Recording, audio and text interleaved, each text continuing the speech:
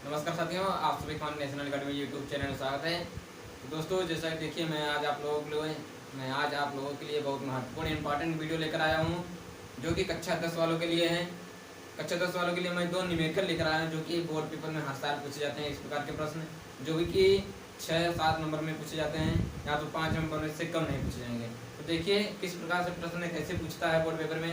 Board paper में प्रश्न ऐसे ही पूछ सकता है कि 10 ओम, ये जो दर्शाया जाए, ये 10 ओम, 20 ओम, 30 ओम, 10 ओम, 20 ओम तथा 30 ओम के प्रतिरोध यदि समांतर क्रम में तथा श्रेणी क्रम में जोड़ दिए जाएं तो समतुल्य प्रतिरोधक की गणना कीजिए। समतुल्य प्रतिरोध की गणना कीजिए। तो इस सवाल इसमें हमें पूछा गया है कि समांतर क्रम में प्रतिरोध क्या होगा और श्रेणी क्रम में प्रतिरोध क्या होगा।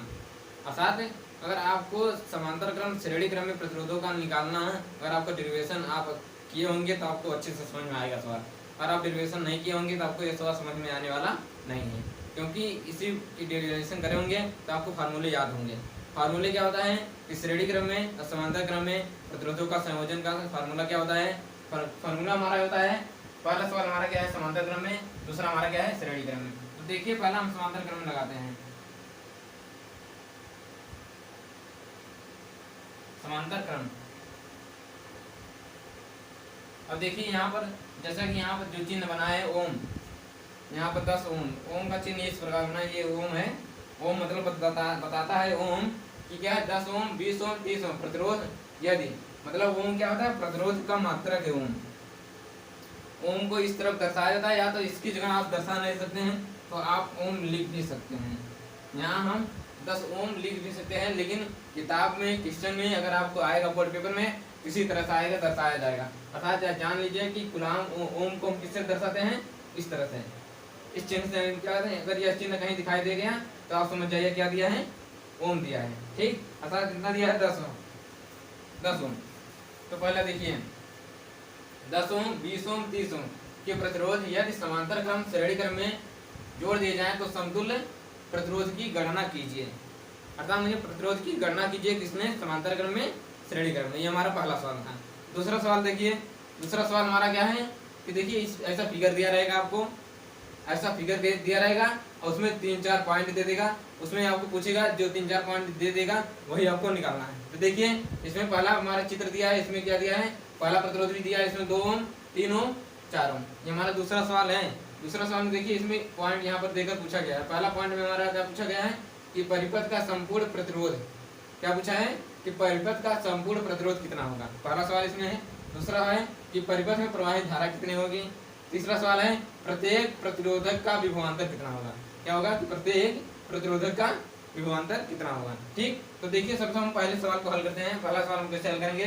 पहला सवाल हल करने के लिए आपको समांतर क्रम में संयोजन क्या होगा, फार्मूला आपको याद होना चाहिए। श्रेणी क्रम में फार्मूला क्या होगा, नहीं याद है, चलिए मैं फार्मूले को लिख दे रहा हूँ। फार्मूले को लिखने के बाद मैं उसी पर सवाल लगाऊंगा। तो देखिए पहले समांतर क्रम में, समांतर क्रम में क्या होता है, समांतर क्रम प्रतिरोधों का संयोजन इस प्रकार होता है। देखिए क्या होता है समांतर क्रम में ऐसे होता है, 1/r बराबर होता है 1/r1 plus 1/r2 plus 1/r3। अगर और दिया है आर का वैल्यू और प्रतिरोध, जैसे यहाँ पर 3 दिया, 10 दिया है, 20 दिया है, 30 दिया, 40 दिया, 50 दिया और 60 दिया हो, अगर ऐसे दिया होता तो हम और ऐसे कर सकते थे कि 1/r4, 1/r3, 1/r5, 1/r6 ऐसे करते हम भी जाते हैं, ऐसे हम चले जाते हैं। लेकिन इसमें 3 नहीं दिए, इसीलिए हम 3 यहाँ पर रखेंगे। तो 1/r1, 1/r2, 1/r3। अब इसी फार्मूले पर हमें क्या करना है, सवाल को रखना है। तो जैसा देखिए यहाँ पर r1 का वैल्यू, यहाँ पर देखिए यहाँ पर r1 का वैल्यू दिया, r1 का वैल्यू कितना है 10 ओम, 10 ओम। अब R2 का वैल्यू कितना दिया है 20 ओम। अब R3 का वैल्यू कितना दिया है 40 ओम। ठीक, 10 ओम R1 का वैल्यू, R2 का वैल्यू 20 ओम और R3 का वैल्यू 40 ओम। अब देखिए इसी यही ये जो मान दिया है इसे फार्मूले पर रख देंगे। फार्मूले पर रख देने के बाद हमें इसका एलसीएम लेना है। एलसीएम लेकर जो आएगा हमारा क्या होगा, हल हो जाएगा। देखिए हम हल करते हैं। देखिए 1/r बराबर लिख लीजिए, r बराबर लिखेंगे। अब देखिए 1/10, R1 का वैल्यू कितना दिया है 10 प्लस 1/r2, R2 का वैल्यू कितना दिया है 20 प्लस 1/r3, R3 का वैल्यू कितना दिया है 40, कितना दिया है 40।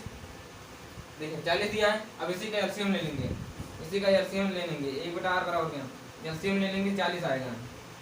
एलसीएम लेंगे कितना आएगा 40। तो 10 में 40 में 10 का भाग देंगे कितना आएगा 4 प्लस 20 दूना 40 कितना आएगा 2 प्लस 1। अब देखिए 1 बटा आ गया 4 2 6 और 1 5 5 बटा 40। अब 5 बटा 40 में आर का वैल्यू निकालना है, जिसे हम ऊपर कर देंगे, इसे हम ऊपर कर देंगे। ऊपर कर देंगे क्या आएगा आर बराबर आएगा 40 बटा 5। अब आर का भाग देंगे कितना आएगा 8 पंचे 40 कितना आ गया 8 ओम, अर्थात हमारा कितना आएगा 8 ओम। ठीक, तुल्य प्रतिरोध हमारा कुल प्रतिरोध कितना आ गया 8 ओम। ठीक, इसमें हमारा 8 ओम का प्रतिरोध होगा। ठीक, ये हमारा क्या था समांतर क्रम, ये हमारा क्या था समांतर क्रम में हो गया। अब दूसरा सवाल, ये पहला सवाल, इसमें पहला सवाल हमारा हल हुआ। अब देखिए दूसरा क्रम गया समांतर क्रम, दूसरा इसमें पूछा श्रेणी क्रम में जोड़ दिया जाए। अब इसे श्रेणी क्रम में जोड़ा जाए, पहला हो गया हमारा। ठीक, अब देखिए दूसरा हमारा क्या कह रहा है श्रेणी क्रम में जोड़ने के लिए, समांतर क्रम में जोड़ने पर इतना आंसर आएगा। ठीक, अब देखिए हम इसी को श्रेणी क्रम में जोड़ देते हैं। श्रेणी क्रम में जोड़ने के लिए क्या होगा, श्रेणी क्रम में आपको फार्मूला पता होना चाहिए। सवाल अगर नोट न किए हो तो इसी बार सवाल अगर नोट ना कर पाए हो तो आप वीडियो को पीछे करके सवाल अच्छे से नोट कर लीजिएगा, फिर उसके बाद अच्छे से समझ लीजिएगा। देखिए अब हम बताते हैं क्या होगा श्रेणी क्रम में। श्रेणी क्रम में हमारा होता है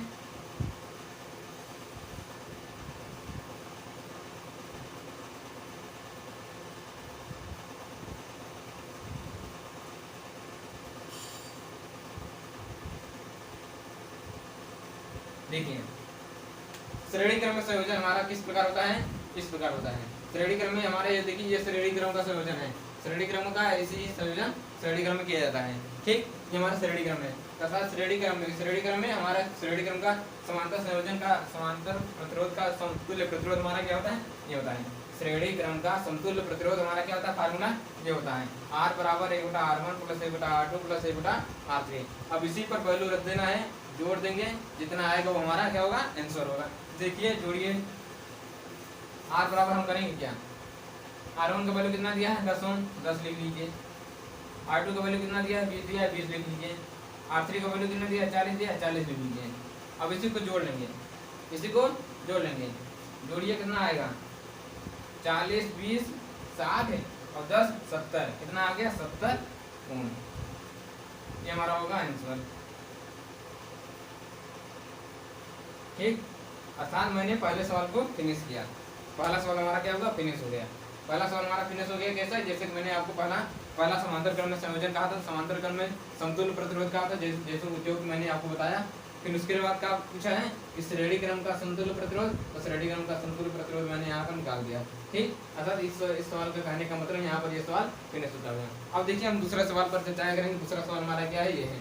ठीक, अगर आप नोट कर लीजिए, अन्यथा हम मिटा दे रहे हैं। अब देखिए हम दूसरे सवाल पर चर्चा करेंगे। दूसरा सवाल हमारा क्या कह रहा है,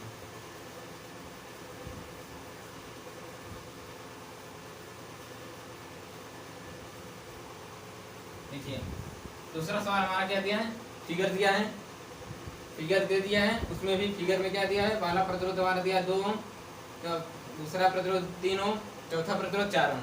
अब इसी को हमें क्या करना है, पहला सवाल क्या है, परिपथ का संपूर्ण प्रतिरोध, परिपथ का संपूर्ण प्रतिरोध पहला सवाल। देखिए परिपथ का समतुल्य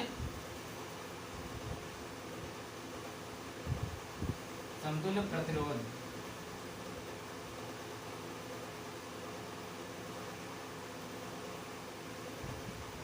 परिपथ का क्या पूछा है, परिपथ का समतुल्य प्रतिरोध क्या पूछा है, परिपथ का समतुल्य प्रतिरोध पहला सवाल। तो देखिए पहले हम इस फिगर को देखेंगे और फिर समझेंगे कि यह फिगर किस क्रम में है।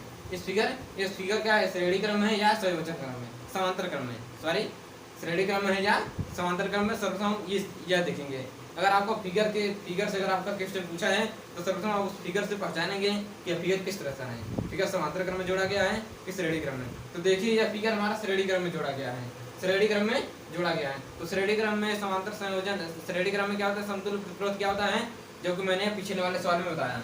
क्या होता है, R बराबर क्या होता है, R बराबर R1 plus R2 R1 plus R2 plus R3। क्या होता है R बराबर क्या होता है R1 plus R2 plus R3। जहाँ पर जैसे कि भी दिया है, जहाँ देखिए यहाँ पर लिख देंगे हम दिया है, यहीं पर लिख देंगे दिया है, दिया है R1 बराबर कितना है 2 ओम, R1 बराबर 2 ओम, R2 बराबर 3 ओम, R4 बराबर 4 ओम। ठीक 4 ओम दिया है। अब देखिए इतना हमारा दिया है, तो पहला सवाल पूछ रहा था परिपथ का समतुल्य प्रतिरोध है, तो यहाँ पर हम समतुल्य प्रतिरोध निकालेंगे। पहला देखिए, अब यहीं पर मान रख दीजिए R1 का वैल्यू कितना दिया है 2 दिया है, 2 रखेंगे, प्लस R2 का वैल्यू कितना दिया है 3 दिया है, 3 रखेंगे, प्लस R4 का वैल्यू कितना दिया 4 दिया है, 4 रखेंगे। अब जोड़ लेंगे कितना आएगा 9, 4 3 7 2 9, कितना आ गया 9। अतः हमारा पहला सवाल, पहला जो पहला पूछा गया था पहला हल हो गया। अब दूसरा क्या है परिपथ में प्रवाहित धारा। अब धारा पूछ रहा है दूसरा, देखिए धारा प्रवाहित धारा। अब देखिए धारा कैसे निकालेंगे, धारा हमारा क्या होगा V बराबर RI होता है। धारा विभवांतर और संबंध, जैसा ओम का नियम, ओम का नियम आपको पता होना चाहिए। ओम का नियम से हम यहाँ पर धारा निकालेंगे। ओम का नियम V बराबर क्या होता है, कहता है V बराबर RI। यहाँ से I का वैल्यू निकालेंगे, क्योंकि धारा को हम I से लिखते हैं, मुझे I की वैल्यू निकालना है। तो देखिए I बराबर हम क्या करेंगे V अपान R। जब भी हम V अपान R आ जाएगा तो I बराबर, अब यहाँ पर देखिए यहाँ पर V का वैल्यू भी दिया है। V का वैल्यू हमारा कितना दिया, यहाँ पर ये देखिए बोल्ट, बोल्ट मतलब होता है V का वैल्यू। यहाँ पर ये हमारा V का वैल्यू है, हमारा कितना है V का वैल्यू है। ठीक, अब इसी को हम यहाँ पर रखेंगे, V का वैल्यू हम रख देंगे कितना आएगा 3 बटा R का वैल्यू कितना रखेंगे 9, कितना आ गया 9। ठीक 9। अब देखिए हम इसमें भाग देंगे कितना आएगा, I का वैल्यू हमारे आएगा, तो अगर हम भाग देंगे तो आएगा 0.33, कितना आ गया 0.33 आएगा। क्योंकि भाग देकर आप देख लीजिएगा, 3 में 9 के भाग देंगे तो 9 3 27, 3 आएगा, फिर 9 3 27, फिर 3 आएगा, फिर 9 3 27। मतलब आप ऐसे देते जाएंगे, भाग आपको कभी समाप्त नहीं होगा। इसीलिए हम क्या करेंगे, I का वैल्यू हमारा कितना आ गया 0.33। नहीं विश्वास है तो आप भाग करके देख लीजिए, 3 में आप 9 का भाग दे दीजिए। देखिए दशमलव बढ़ाएंगे, 0 उतारेंगे, 3 3 का 9 3 27, फिर 3 आया, फिर 0 बढ़ाएंगे, फिर 3 ले जाएंगे, फिर 3 आएगा। इसी प्रकार से ये आता रहेगा और कभी समाप्त नहीं होगा। ठीक है, हम कह देंगे कितना आएगा 0.033, 0.33 हमारा आ गया। तो यहाँ पर देखिए दूसरा सवाल हमारा हो गया। दूसरा सवाल धारा पूछा था, धारा आ गया। अब देखिए इसी में तीसरा सवाल हमारा क्या था, तीसरा सवाल हमारा क्या था, प्रत्येक प्रतिरोधक का विभवांतर।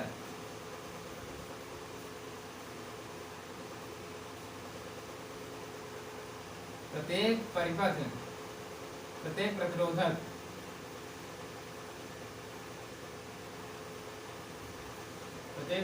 का विभवांतर।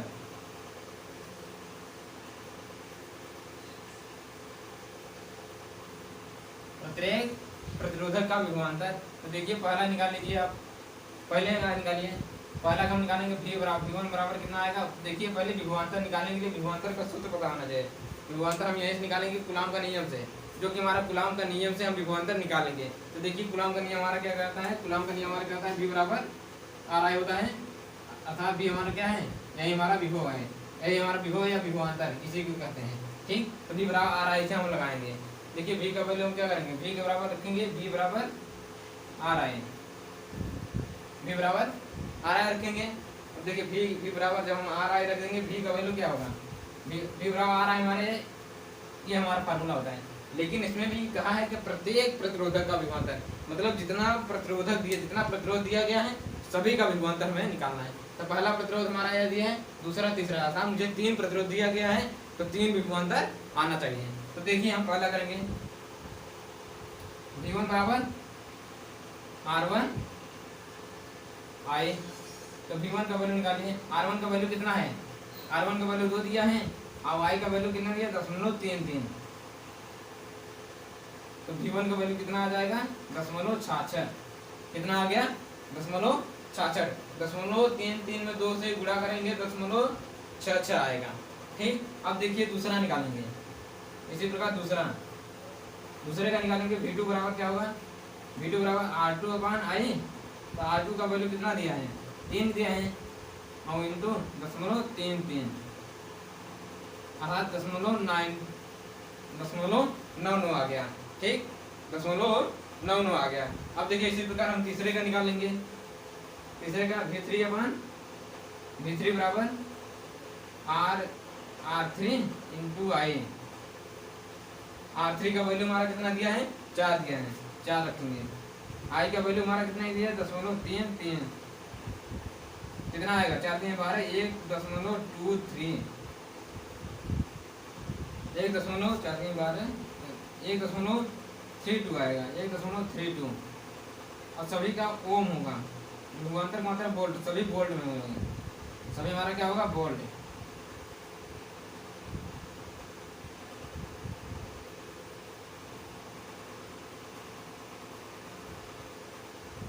सभी क्या होगा सभी वोल्ट में आएगा।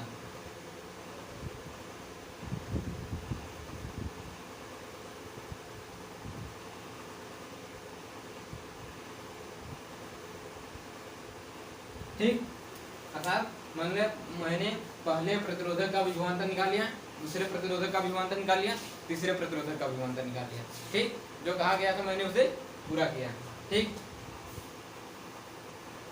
तो इसी प्रकार आपका दूसरा प्रश्न यहाँ पर समाप्त होता हुआ। तो मैं आप लोगों से रिक्वेस्ट करूंगा, अगर वीडियो पसंद आए हो तो इसे ज़्यादा से ज़्यादा शेयर करिए, सब्सक्राइब बनाने का प्रयास करिए। बहुत बहुत धन्यवाद।